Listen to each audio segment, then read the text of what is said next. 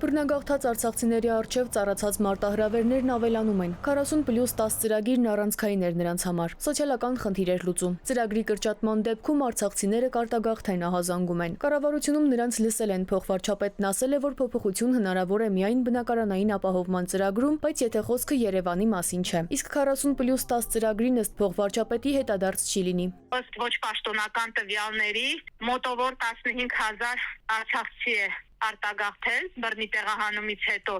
Սա այն դեպքում, երբ գործում էր այս ծրագիրը, այսինքն ոմանք այլ պատճառներով, հիմնական մասը աշխատանք չգտնելու պատճառներով, որովհետև բնակվարձը դա հարցի լուծում չէ, մարդիկ պետք է ունենան աշխատանք, որպեսզի կարողանան իրենց ամենօրյա կարիքները հոգալ։ Այս ապրիլից բռնի տեղահանված անձանց կեցության եւ այլ ծախսերի համար նախատեսված 50,000 դրամ աջակցությունը կդառնա 40,000 դրամ։ Կտրամադրվի միայն առանձին խմբերի։ Առաջին կամ երկրորդ խմբի հաշմանդամություն ունեցող անձանց ծերերին, կերակրողին կորցրած նպաստ կամ կենսաթոշակ ստացողին եւ մինչեւ 18 տարեկան երեխաներին։ Իսկ 2025-ի հուլիս-դեկտեմբեր ամիսները ներառյալ աջակցությունը կտրամադրվի առանձին խմբերի շահառուներին արդեն 30,000 դրամի չափով։ Արցախցիների շատ չնչին տոկոսն է, որ այստեղ բնակարան ունի, ու այդ 40+10-ը ինչպես կարող ենք անվանել, նաև կարող ենք փոխարինել բնակվարձի փոխհատուցումը,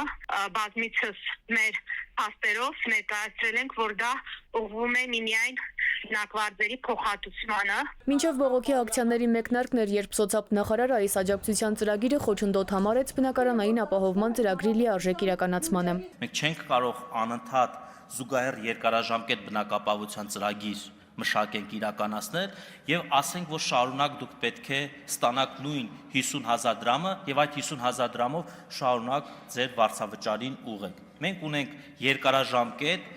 բնակարանային աջակցության ծրագիր։ Նախարար Մկրտչյանը հիշեցրեց նաև, որ 400-ից ավելի համայնքներ կան, որտեղ արցախցիները կարող են տուն ձեռք բերել։ Արցախցիները սակայն պնդում են, թե դրանք սահմանային բնակավայրեր են եւ վախ ունեն, թե դարձյալ կորստի առջև կկանգնեն։ Իրենք առաջարկել են նաև միանգամից վարձակալական պայմանագրերը կնքել տանտերերի հետ, ինչը եւս մերժվել է։ Մարտի 18-ից են արցախահայերը բողոքի ակցիաներ սկսել։ Վճռական են տրամադրված, ասում են, չեն դադարեցնելու պայքարը։ Սիլվի Մուրադյան, ժամը լրատվական։